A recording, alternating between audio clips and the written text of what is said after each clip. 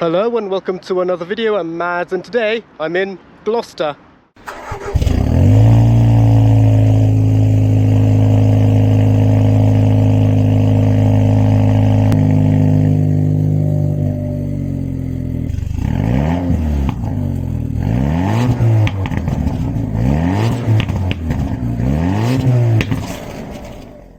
And in today's video I'll be trying out this Mercedes-AMG A35. This car was kindly lent to me by my friend Kofi, and if you are a Mercedes owner of this caliber or any caliber and you'd like your car featured on the channel, feel free to reach out. A quick overview: the Mercedes A-Class was launched in the tail end of 1997 and was introduced to the UK the following year. That was known as the W178, followed by the W169. However, those first two generations were more B segment rather than C segment. The real first generation A-Class of this size was the third generation, the W176. That W176 also spawned the A45 AMG, or the AMG A45 as it was known in its facelift form. However, the first generation did get an AMG variant called the A38, and one of its design features made its way over to this particular model. This fourth generation was launched in 2017, and the range started from the entry-level A180 up to the range-topping AMG A45S. This is the one below, the A35, but in continental Europe you can get a non-S variant of the A45. Here in the UK, all fourth generation A45s were the S model. This A35 also had some hand-me-downs from the previous A45, and here's a list of all of them. This A35 is also the second entry-level AMG to be introduced by Mercedes. The first one was the C43, which controversially did not have the handmade engine. Instead, it had a reworked version of a regular Mercedes engine, and the same applies to this A35, which actually has a reworked version of the A250 engine known as the M260. And here are all the performance specs of this particular model. And whilst its predecessor had the independent rear suspension as standard throughout the range, and same with its competitors, unfortunately with this generation they introduced the more basic torsion beam for the entry-level cars. Fortunately, it's standard on the A35 and A45. So that means if you get the entry-level car, it may not ride as well as a higher spec model. It's apparently an option on the A200, and apparently it's standard on the A250. But the 4MATIC models, 35 and 45, definitely have independent rear suspension. But of course the A45S has all the power and has a reworked version of the M133 engine, dubbed the M139. But in this video we're just going to focus on the A35. And interestingly, this car was previously tweaked to have the Panamericana grille, originally only reserved for the full-fat AMG models, but later on they did implement it to the entry-level cars as well, including the facelift of this car, which this one isn't. Interestingly, it's in a colour called denim blue, and this particular car has something known as the Aero Pack, which we'll get back to later on. And whilst the previous A-Class spawned the CLA and GLA, this generation also spawned the saloon A-Class, known as the W177, and a long wheelbase version for the Chinese market, the Z177. And whilst you can get an A35 in the saloon, all A45s are hatchback only. Not only is this car an A35, but it's also an A35 Premium Plus, which is the top option, well, of this engine size, I should say. So you've got the standard A35, then you've got the A35 Premium, and then the Premium Plus at top. And here are all the additions you get on the Premium Plus. So here is the front of the A35 AMG slash the A-Class W177 in general, and here is the key fob. It's pretty much the same as the C43 key fob that I've previously reviewed, but it's in a different colour. It's in black as opposed to silver. But that being said, I actually do prefer the black. And here is the front of the car once again. As I've mentioned, this car has the Panamericana grille, which was actually an A45 grille, but later on did make its way to the facelifted A35. though this grille was fitted on by a previous owner. Being the night pack, it has black detailings all around, so black detailing around the intake, black badge on the top, and black mirrors. Being a Mercedes, you get these LED DRLs which resemble an eyebrow. Also being a Mercedes, you get Gottlieb Daimler's signature on the windscreen, though it does vary depending on what model you get. So it could be a Carl Benz or it could just be a Mercedes script. These Aeroflex here are part of the Aero pack. These brakes are a hand-me-down from the old A45, and in the UK you can only get these wheels on the Aero pack, though in continental Europe you don't need the Aero pack to have these wheels. Being an A35, you get this distinct Turbo 4MATIC emblem down the side. Once again, here is the black mirror from the night pack, as well as the surround for the windows. Thanks to the rear wing, which is also part of the Aero pack, it does make the side profile of this car look a bit more distinct. Strangely, despite being the night pack, these door handles are still chrome. And because this car is a Premium Plus, you get the panoramic sunroof. All W177s are 5 doors. There's no 3-door variant. Because this is a petrol and not a diesel, you still get this blanking section for where the AdBlue would have been on diesel models. Coming around the back, once again the rear wing is part of the Aero pack, and just like the previous A45 and the current A45, you can choose whether you'd want the Aero pack or not. Personally, I would pick the Aero pack. And being an AMG A35, you get this distinctive lower valance. And you also get these twin round tailpipes which harken back to the original AMG A-Class, the A38, which interestingly had an engine at the back. You've also got the pass-through on the rear valance, which does add in a bit more presence. And of course, if you want, you can choose to have a saloon A35 if you prefer, or a CLA 35. Coming to the boot, or the tailgate, this is how much space you get. And you get these hooks here on both sides. The rear seats can fold flat, and this rubber mat is an accessory from the dealer. And underneath you also get very little storage. Being a German car, you got the mandatory first aid kit and warning triangle. Interestingly, there's also another coat hook here and there. Unfortunately, even on the Premium Plus, you have to pay extra for an electric tailgate. And of course, to close, just simply pull on this. I'm going to do that again, so focus on the wing as I close it. It vibrates. And even the rear wiper has a little Mercedes 3-pointed star on it as well. Coming to the back, here's what the rear space on an A-Class looks like, AMG or not. Here's what the door looks like. You do get some very nice padding on the door card, though this does feel like Mercedes Artico leather, which is not their genuine one. You do get this very nice silver satin finish on the door handles, though it is plastic. Same with the window switch and the grab handle. Unlike the larger Mercs, you just get a black plastic cover, even for the Burmester sound system. And you do get a little pocket here for a bottle, and the lower plastics are a bit scratchy. Now, sat inside, it is a bit dark here due to the darkened headlining, and now the lights have gone off. But headroom is very good, though the headlining itself feels a bit thin, and the metal itself sounds a bit low rent. Headrest is very good. They designed it to mimic the front seats, and I think you can get these seats on the AMG line as well. Knee room is also very good, and foot room, I can stretch very far, and that seat is in my driving position.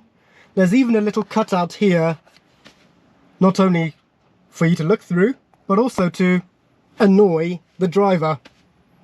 Unfortunately, a little bit of exterior metal does show up here, though it's not really noticeable in this denim blue colour. But if you get a hyacinth red, it does really stand out. Interestingly, just like the S-Class of this generation, there's not a single filament bulb inside or out. There's a little coat hook here. You get the turbine style centre vents. So, again, not just on the A-Class, but also on the CLE and the C-Class. This is very, very cheap plastic. You do get an extra storage bin here with 2 USB-Cs. You also get nets behind the seat backs on both sides. Here's what the rear seats look like. You get exposed Isofix anchor points. You also get a center armrest with not one, but 2 cup holders, which do the funny folding like that. And of course the center headrest integrates with the backrest. And whilst the rear seats do fold, here's a neat trick that Mercedes did. You get these little cutouts here to hook the belts in, like so they don't get trapped behind the seat backs when they're folded back up. And you get a little airbag on the C-pillar as well. And that's pretty much it here in the back of the A-Class. Coming to the driver's side now. Firstly, you get these AMG illuminated kick plates.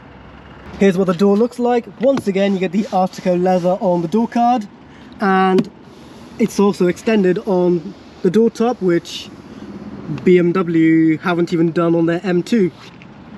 Unfortunately, the plastics down here are still scratchy. The door handles, again, they have that nice brushed aluminium finish, but the actual material itself is a bit plasticky. Though the trim here does feel a lot better. Being a Premium Plus, you get the fully electric seats with memory settings as well. The seats are heated, but not ventilated.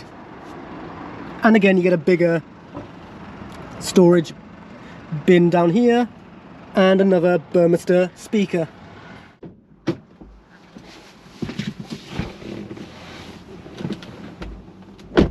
Now coming inside, behind the wheel, things do feel a bit more special.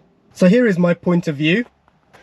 You get the same AMG steering wheel as you get on the C43, though on this particular one the 12 o'clock marker is in red.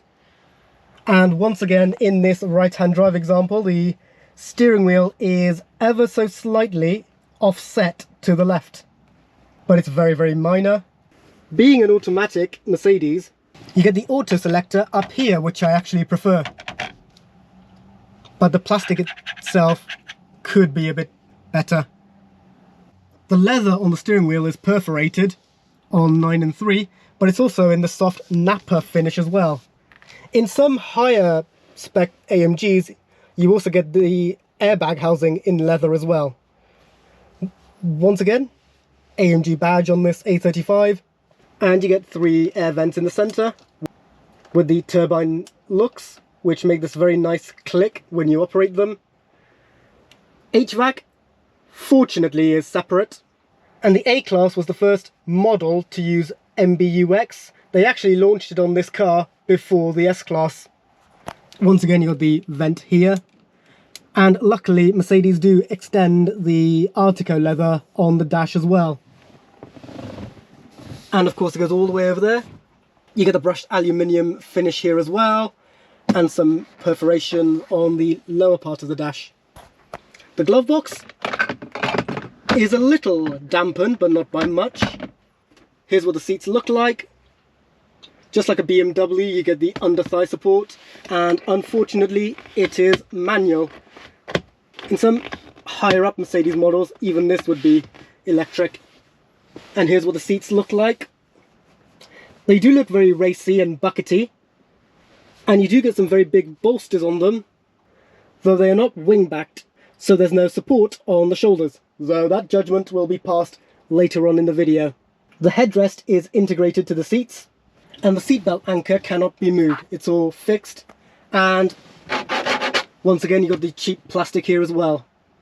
You do get this center console cubby here as well. And in there you get a USB-C. And it is fairly spacious.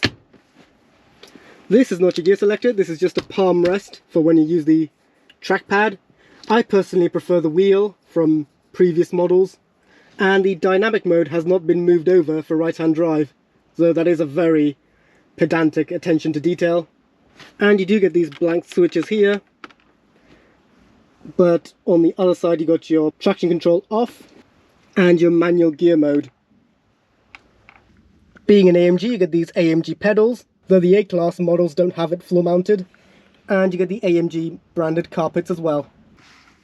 You get this massive storage cubby on the center console as well. Once again, a USB-C. You also have two cup holders which vary in size, like so. And these vanity mirrors are quite large. Open this up, you got your vanity mirror and a place for your notes and some illumination as well. Unlike the S-Class that I reviewed, it's only a single mirror as opposed to dual. Turn on the ignition and you get these two dials, as well as the center screen, which can be controlled by this touchpad or this touchpad here. So the left spoke controls the left screen and the right spoke controls the right screen. And if you want, you can choose what to have displayed here as well.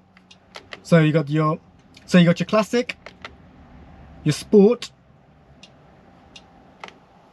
super sport, which looks like this, and understated. Interestingly, in understated mode, the right dial is a clock. Let's put that back into classic for now.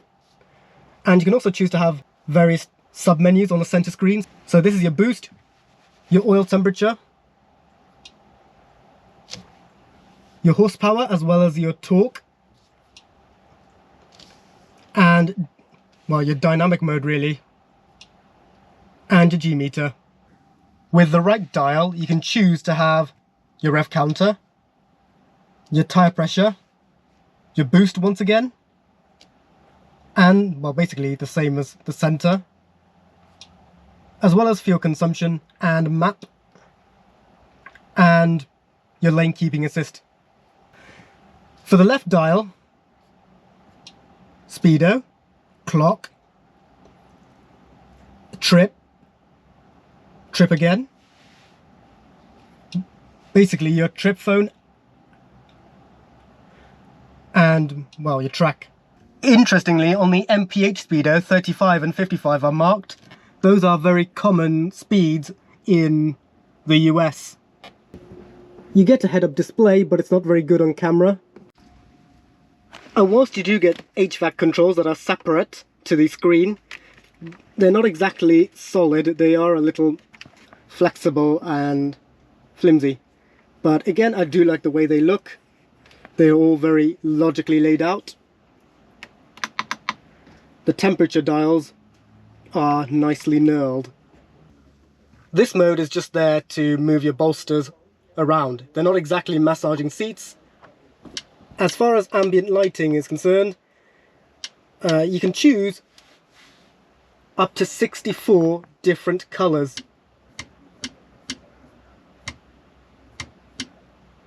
So you can choose to have multicolored, you can choose to have one colour, but we'll leave that as is. And you do get some colour schemes, so ocean blue, purple sky, red moon, and fire red, dawn blue, sun yellow, jungle green, glacier blue, colour flash, colour mix. Since it's the daytime, I can't really show you that. So back again, back.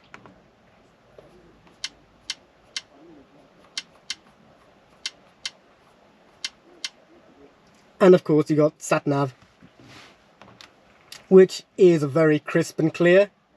And I also like the 3D effect of the buildings, though bizarrely there are 2 filling stations when there's only 1 in reality. Since the ignition is on, let's try and open the sunroof. Pushing it this way will close the blind. Pushing it this way will open it.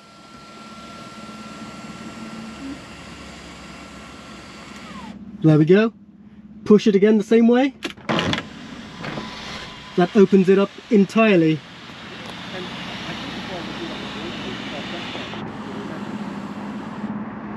And you even get a little net here as a guard, basically. So let's quickly close that.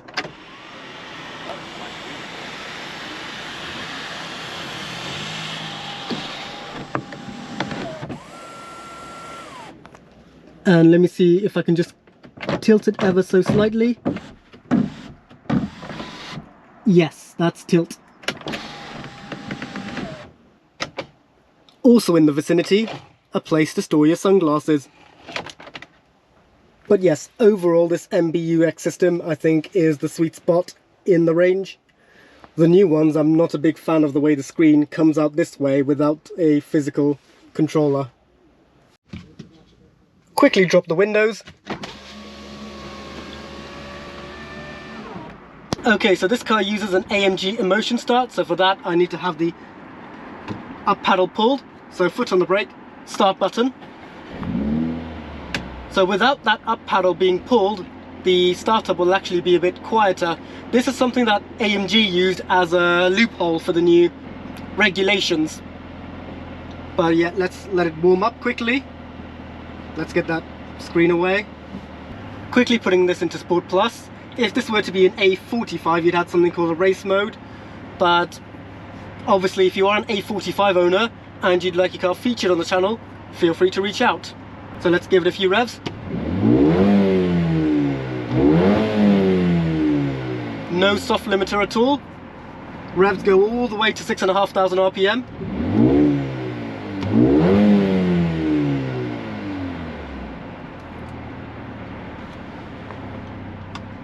So that's the exterior and interior done now, so let's see what this car is like to drive.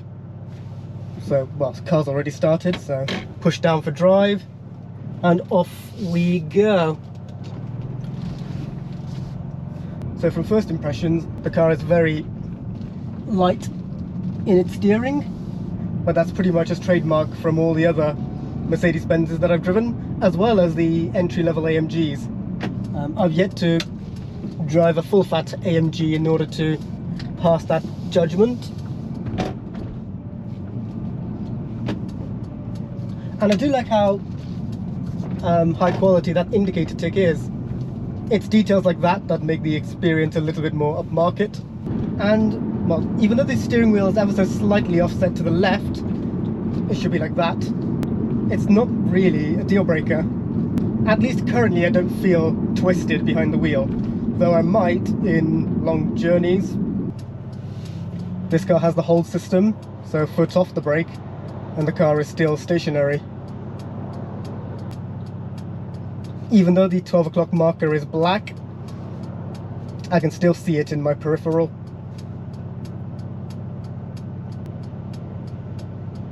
And overall the dual screen I think works perfectly. And from my perspective at least, the steering wheel goes perfectly between the two screens. And away we go.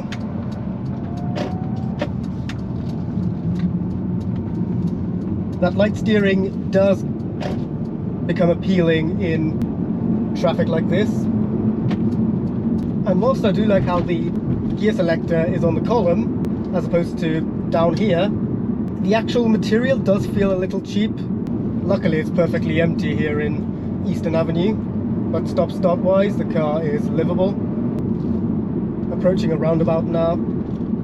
How does this car cope? And turn right.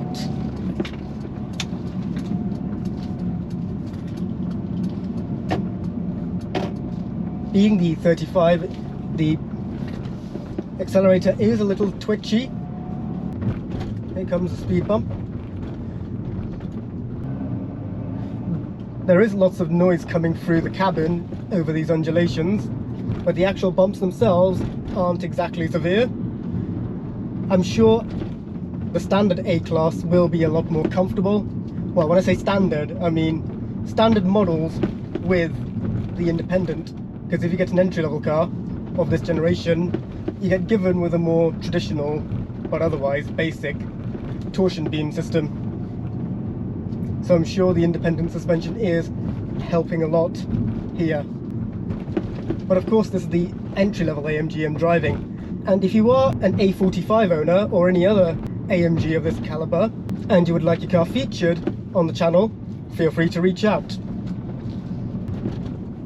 But yes, comfort wise, the car is definitely going through these undulations very well. Again, it's no S-Class, but then again it's no Caterham. Off we go again. It is more eager to pull. This car is very eager to pull. Bearing in mind this car is completely in comfort mode. Being the Premium Plus, I am thankful that this car has a sunroof. Makes the whole cabin feel more airy. So overall I'm quite satisfied with how this car performs through speed bumps. The ride is hard, but it's not harsh. Into the city centre we go. Entering into the city centre now. It's a bit packed here, but that's sort of its appeal. Well, in terms of this test. I can still hear the crashes coming through the back of the cabin. Again, light steering, just like all the other Mercedes-AMGs that I've driven, and that's the LA300, and it does showcase its benefits. There's a door open, so swing.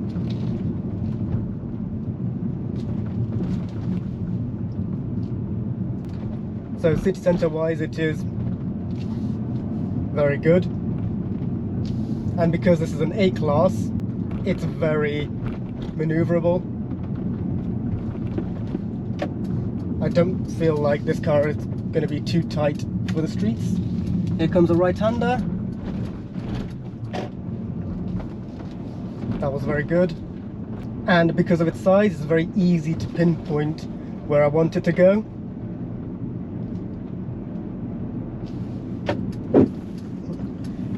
That was the wipers going off. Mercedes linked the wipers onto the indicator stalk, so if you push them at an angle, it would trigger them. Okay, all clear. Off we go.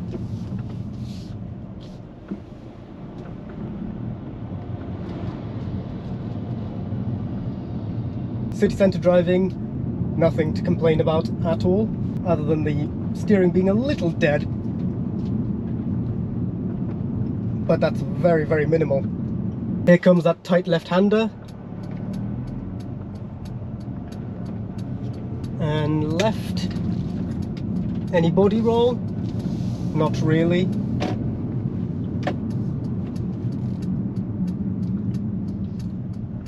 And of course, being the A35, this car has the sports seats. They're not the full performance seats that you get in the A45, but they are definitely more supportive than the seats you would get in the entry-level car.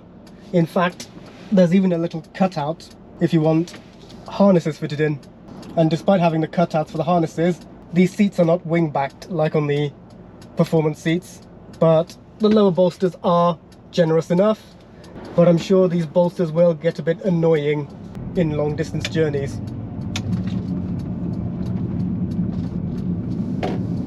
One last thing to check, see what it's like on the open road. Forgot to mention one thing, visibility is okay. The rear C-pillar is a little thick, but that could be said for pretty much any car being made today. Okay, so setting the car into Sport. Actually, this car has a Sport and a Sport Plus. So first let's see what it's like in Sport, and then see what it's like in Sport Plus. Okay, on to the national speed limit now. About to enter the bypass.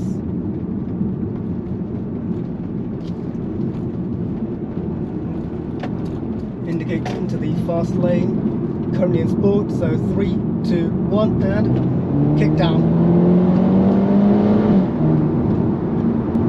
Okay, this thing really wakes up the moment you kick down. So there's another kick down, and the car drops to its lowest gear. So that's sport mode. Let's take it up a notch and into sport plus on the next roundabout. The accelerator is way more twitchy in sport plus mode. I've got the G meter on and indicate 3, 2, 1 and kick down.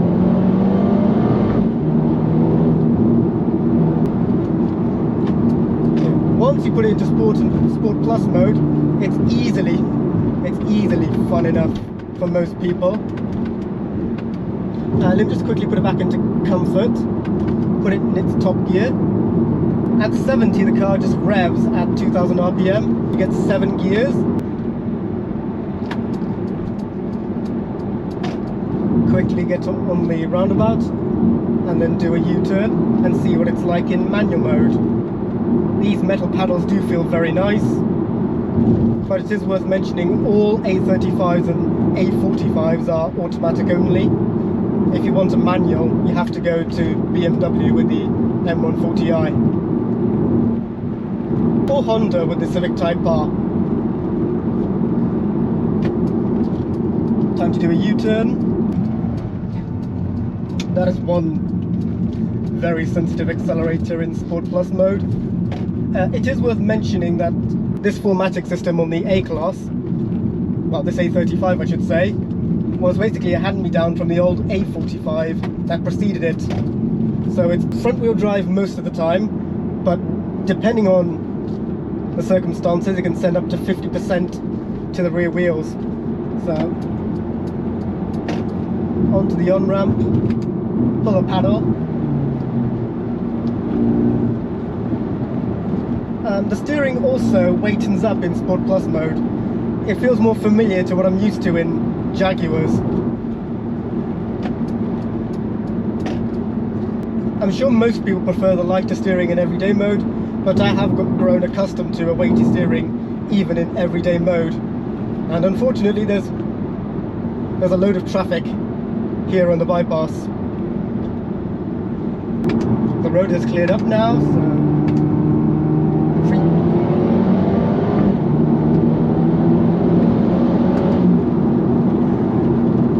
it does like to shift itself even if you leave it in manual mode. I'm guessing they do that to prevent you from money shifting or forgetting that you're in manual mode. But me personally, I'd rather it stick to manual mode when in manual mode. So let's head back to the car park and finalize this video. Okay, one more pull. 3, 2, 1